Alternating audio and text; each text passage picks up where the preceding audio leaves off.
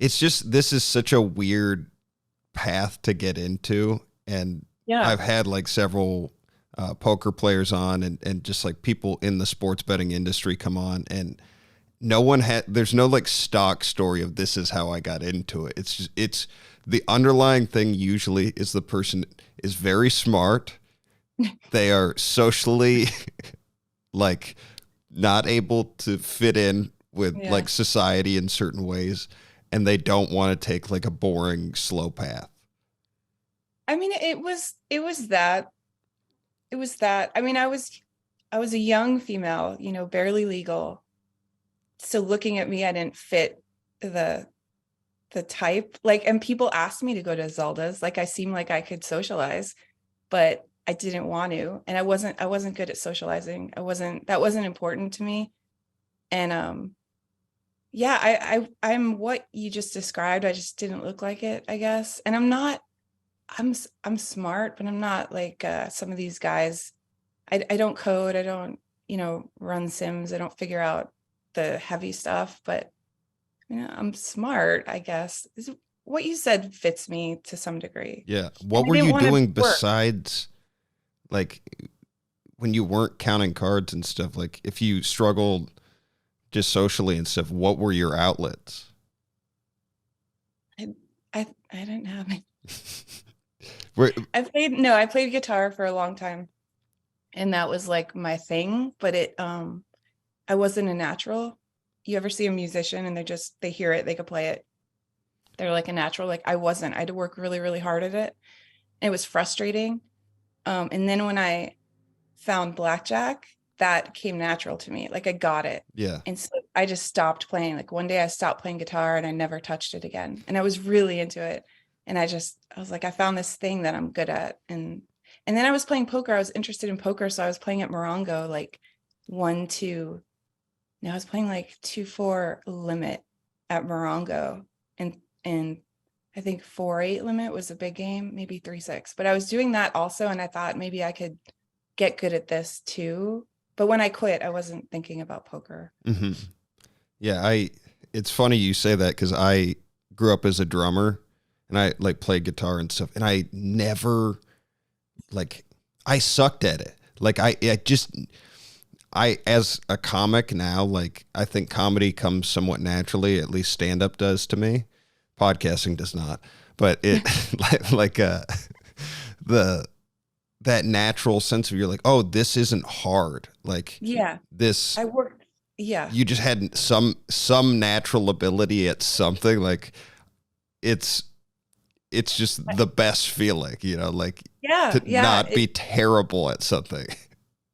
yeah. And you want to work harder at that thing that comes to you naturally. Like I became obsessed with advantage play and like finding an edge here, finding an edge there. And I was comfortable like going in the casino for 16 hours and waiting, or sitting at a baccarat table waiting hours for that one card to come out. I know which card's coming out. I know when it's coming out. I could do that naturally, and it wasn't work for me. But playing guitar, it was really hard. Like it was just hard, and I would go like there'd be other guitar players or whatever, and you have these jam sessions, and it just came so easily to them. And I went to school for music, Yeah.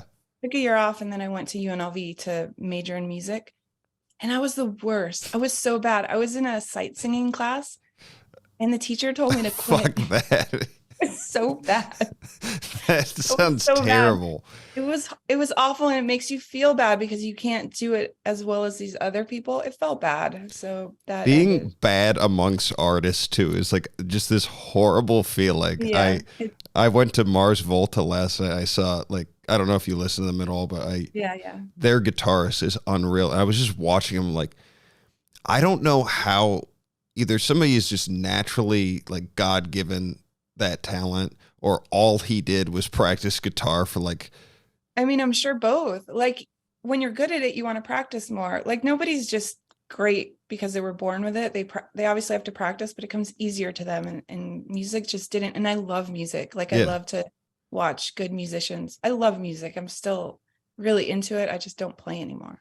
it's when you can't play though, and you see somebody that great, it's just like so frustrating because it doesn't change how you feel about it. Like you obviously love doing it. It just, Yeah. yeah. So you said you carve, like you were always looking to carve out edges. Was that what led you to hole carding? Yeah, on online they would talk about hole carding as like the secret society, um, the next level maybe of like advantage play. I mean, hole carders don't even consider card counters advantage players. They look down on them. And it's just not hard. Card counting is not hard. I taught my 6-year-old how to count down a deck. Um, he's not ready to go in to Yeah. the casino and Yeah. play yet, but he can count down a deck. And I was so excited, so excited. But it's not that hard. So hole carding, if you hear about it and you've been in the casino counting or just dealing or whatever, you can't imagine getting a hole card. I don't know if people who watch this know what a hole card is. Yeah. Can you explain just kind of high Yeah, level? it's the down card, like you're playing blackjack and there's one up card, the dealer has a 10 up, and then there's the hole card, the card underneath that you shouldn't know, you're not supposed to know. And so I'd hear about hole carding. I'm just like, how do you even get that card? How do you know what that card is? And then I made friends with a hole carder online who took me downtown one night and he showed me one game. And I was like, I get it. I understand. I got it. And then I became obsessed with that, like finding other games. So let's talk about that a little bit. Like, how much of your work was in scouting games or like scouting dealers, and like what did that process look like? It's just walking around, looking at dealers, sometimes taking a seat. It matters. Usually the dealer isn't like dealing and then they go to deal their whole card and they're just like this, like a billboard game where they're just like, this is my whole card. Usually they're dealing and it looks normal, but they just leave a pocket, like a pocket of air, like just a little pocket. And you just, you're not on the floor. You're not doing something insane to get the card. You just recognize this little pocket and then you know where to look and you see a flash and you usually don't get the whole card. You usually don't get the entire card. You just get a flash and then you figure out what that might be. And then you have a strategy. So it was a lot of walking, and I would have like paper lists of dealers. Like I'd have my dealers and when they worked, and, I'd have that in my bag and I'd check them in order of how good they are. And I would just go around doing that every day. And then you add to your list. You might trade a dealer with another hole carder and share names or something.